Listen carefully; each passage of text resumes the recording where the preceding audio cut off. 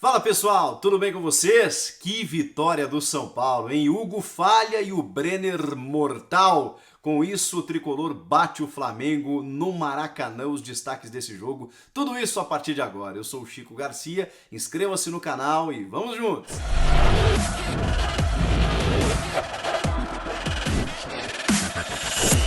Que coisa boa assistir um São Paulo e Flamengo, Flamengo e São Paulo, duas propostas ofensivas, jogos abertos, sempre gostoso de se ver, e o São Paulo levando vantagem, hein? Depois do 4-1 pelo Campeonato Brasileiro, agora mata-mata, muda tudo, né? A preparação é outra, a tensão ela fica elevada e vários componentes no jogo, né? Porque a estreia de Rogério Ceni, o São Paulo contra o Rogério mais uma vez, já tinha sido nas oitavas de final da competição com o Fortaleza, e aí o São Paulo do Diniz elimina o Rogério Ceni só nos pênaltis, né, em dois confrontos de dois empates ali, um 3-3, um 2-2, uma loucura, 20 penalidades. E aí vem o Rogério de novo, comandando esse Flamengo. Esse Flamengo com várias opções, com vários recursos, um time muito técnico, mas que vivia uma fase turbulenta, com falhas defensivas, demite o Dome e traz o Rogério. O primeiro tempo ele foi até um pouco abaixo daquilo que a gente esperava, né? Mas ainda assim de boas possibilidades. E aí o Flamengo superior, tanto que o Volpi, o Thiago Volpi, é um destaque da partida. Ele faz algumas defesas bem importantes e não só isso, o Flamengo tem chances também, tendo essa defesa um pouco mais alta do São Paulo, né, que tem esse problema. O São Paulo é um time que conquista resultados importantes, mas tem essa oscilação defensiva exatamente por isso, né? Os zagueiros jogam numa linha um pouco mais avançada, é um time que se solta muito para o ataque, gosta de ficar com a bola, o Flamengo da mesma forma, e já vimos um Flamengo um pouco mais semelhante ao que vinha sendo com o Jorge Jesus. Nem perto ainda, tá, gente? Mas eu digo na estrutura tática, no jeito de jogar. O Rogério Ceni falou sobre isso depois do jogo. Inclusive respondeu dizendo que sabia que esse estilo de jogo era mais confortável para esses jogadores, para utilizar a memória deles, né, dentro de jogo com um jeito de jogar que deu certo, deu muito certo no Flamengo, e é como o Rogério, disse ele, entende que o Flamengo deve jogar, que ele gosta de jogar, que ele jogava assim com Fortaleza. Então a gente já viu um Flamengo híbrido ainda, mas mais Jorge Jesus e Rogério Ceni do que Domenech. E isso se verifica justamente nessa marcação alta na saída de bola do adversário. É um time marcando pressão lá na frente. E vários jogadores ofensivos, né? Sem o Everton Ribeiro, você vê que o Rogério Ceni escalou, e o Arrascaeta entrando só no segundo tempo, escalou o Michael, o Vitinho, o Gabigol, o Bruno Henrique, na teoria 4 atacantes, para você ter uma ideia do jeito que o Rogério já enxerga esse Flamengo. Então já vimos uma diferença. E no primeiro tempo foi isso. O Flamengo no campo ofensivo, roubando bolas e fazendo o Volpi trabalhar. Mas tem outros momentos também que o Vitinho cruza uma bola para o Gabigol e ele domina ainda em cima da marcação e chuta para fora. Outros lances próximos ali da área. Foi um sufoco para o São Paulo ter ido para o intervalo com 0-0. E o Flamengo poderia ter aberto o placar ali tranquilamente. O São Paulo, por outro lado, não agrediu tanto o gol do Diego Alves. Aí vem o segundo tempo e o jogo se torna mais aberto ainda, porque são características das duas equipes, dos dois treinadores, e a gente vê essas defesas que gostam de trabalhar tocando a bola desde o campo defensivo para tentar surpreender o adversário, ficar mais com a bola, recuperar essa bola e sair em velocidade. É tudo que esses dois times procuram. E aí a gente tem um jogador que está numa fase espetacular, que é o centroavante Brenner. Ele tem uma média aí de 13 gols nos últimos 11 jogos. É muita coisa. E ele tem feito gols de todos os jeitos. Gol de fora da área, na maioria gols na pequena área, ótimo posicionamento, de cabeça, com a perna direita, com a perna esquerda, golaços. Ele tá demais o Brenner. Demorou o São Paulo, né, para olhar para a base e ver que ali tinha a solução. Insistiu muito com o Pablo, com o Vitor Bueno, com o Alexandre Pato, com esses jogadores aí durante a temporada que não renderam. E aí você tinha o Brenner, de Cotia, ali, que já tinha mostrado o seu talento em outros momentos, estava praticamente fora do São Paulo, não estava mais nos planos. De repente ele ressurge, faz gol em clássico e opa, temos um centroavante aqui. E ele acabou marcando os 2 gols da vitória. O primeiro, num passe maravilhoso de outro jovem da base, Gabriel Sara. Um passe entre linhas, e aí o Gustavo Henrique, né, que tem cometido erros individuais, eu não diria que foi uma falha dele, mas tá o Mateuzinho escalado na direita e não o Isla, que está com a seleção.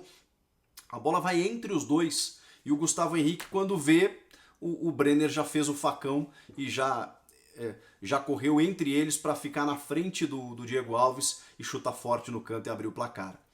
Rapidamente o Flamengo responde. E isso é o que dá a tônica desse confronto, né? Numa chegada do Bruno Henrique, que até então estava apagado no jogo. Aliás, o Bruno Henrique ainda não é aquele Bruno Henrique de 2019, mas o Gabigol já mostra que pode ser.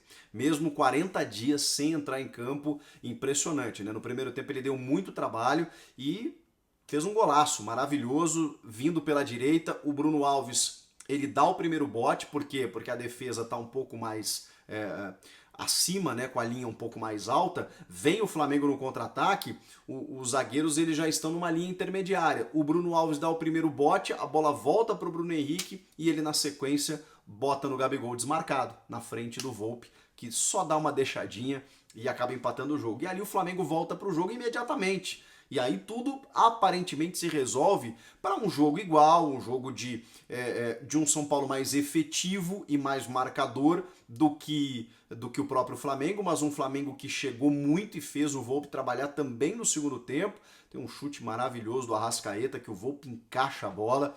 Ou seja, o Volpi trabalhou. O Volpi foi um dos destaques do jogo. E aí vem o lance decisivo.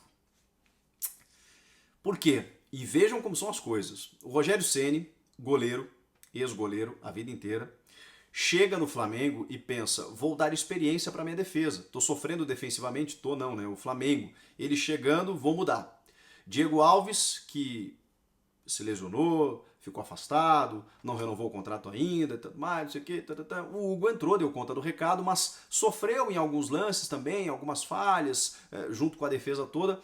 O Rogério resolve colocar o Diego Alves como titular desde o começo. E o Diego se machuca. Se machuca dentro de uma lesão aí que a gente nem sabe qual a proporção. E ele precisa recorrer ao Hugo, que é um jovem de 21 anos, muito promissor e muito talentoso.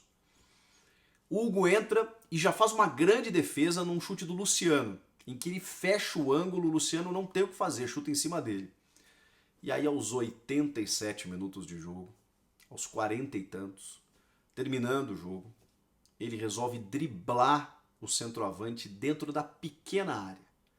Naquele perímetro em que, se você falhar, é mortal. E ele tenta o drible, o Brenner antenado, e também eu acho que é importante a gente falar isso, né? Também é importante a gente perceber como o cara estava ligado no jogo. Como o Brenner não desligou em nenhum momento a ponto de pressionar o goleiro adversário até o final. E corre o risco de você conseguir êxito, né? Tem que valorizar isso também, mas é óbvio que tem uma falha ali grotesca, grosseira do goleiro que não pode cometer esse tipo de coisa ali dentro da sua pequena área. Ele sabe disso, deu até dó no momento, né? A gente fica sentido, né, quando um jogador... Imagina, ele estava entrando no jogo, ele já tinha perdido a titularidade, ele entra e entrega um gol num jogo, num confronto eliminatório, né? É difícil, é difícil. Eu imagino a dificuldade para um moleque que está começando a carreira, um técnico novo chegando e ele fazer esse tipo de coisa. Mas, oportunismo do Brenner, falha do Hugo e personalidade dele depois do jogo, assumindo o erro, deu entrevista, não fugiu da crítica. Que bom que ele tem a cabeça e maturidade para seguir em frente. Eu imagino que não deve estar sendo fácil. E imagino que para o Rogério, né? Poxa, chegando, ele escala um goleiro, tem que recorrer ao outro, o cara falha e ele vai ter que segurar tudo isso no vestiário a partir de agora. E vai ter que administrar, né? Porque ele não teve alguns jogadores hoje que ele pode ser que tenha na semana que vem. E aí eu acho que o Flamengo se reforça. Se reforça e por isso é preciso dizer que o confronto está completamente em aberto. A gente vai ter um jogo no Morumbi em que esse mesmo São Paulo, que foi super efetivo hoje, já sofreu muito nos jogos de mata-mata durante a temporada. No Paulista, na Libertadores, na Sul-Americana, estava ganhando do Lanús e se classificando e sofreu 3 gols, sofreu um no finalzinho e acabou eliminado. Então não dá pra gente cravar nada. É um saldo de gol, é um saldo simples, não tem saldo qualificado. Então se o Flamengo vencer por 1-0 no Morumbi, por 2-1, por 3-2, vai para pênalti. O São Paulo sabe disso. E o Diniz também falou sobre isso, que não tem nada a ganho. Então, gente, o Flamengo que daqui a pouco vai ter o Everton Ribeiro de volta, o Felipe Luiz, o Isla, a coisa já encorpa, né? O Pedro daqui a pouco volta da seleção. Então, vamos ter que aguardar o próximo jogo. E espero que seja mais um jogo muito aberto, muito bom de assistir. O Brenner foi destaque, o Gabigol também voltando de lesão mostrou que, seguinte, o Pedro tá bem, mas ele é o Gabigol. Então dá para jogar os dois juntos, dá para você alternar um e outro, problema pro Rogério resolver. O Daniel Alves e o Gerson fizeram um duelo à parte e mais uma vez melhor pro São Paulino, que se sacrifica em termos técnicos para perseguir o meia do Flamengo e não deixa ele jogar. Em alguns momentos até passa do ponto, né? Eles tiveram embates assim bem fortes, mas fazendo com que o cara que ditaria o ritmo do jogo não conseguisse ter todo o espaço que gostaria. Foi isso que o Daniel Alves fez no jogo. Então assim, muitos méritos do São Paulo, méritos do Diniz, uma vitória no detalhe, como deveria ser o confronto entre essas duas equipes e tudo em aberto para a semana que vem. Que loucura, hein? Flamengo e São Paulo e Flamengo. Comentem aqui embaixo o que vocês acharam do jogo, eu quero ouvir vocês. Inscreva-se no canal, hein? Até a próxima. Tchau.